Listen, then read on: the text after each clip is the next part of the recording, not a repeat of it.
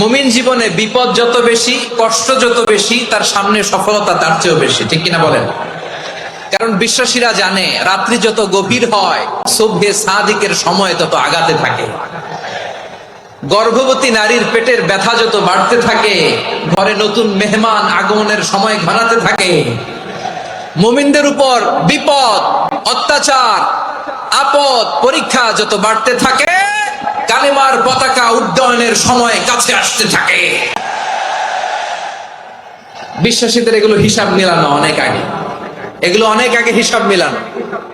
দুঃখের আধার শেষে সুখের আলো মিটি মিটি হাসে, চিল্লায় বলেন ঠিক কিনা?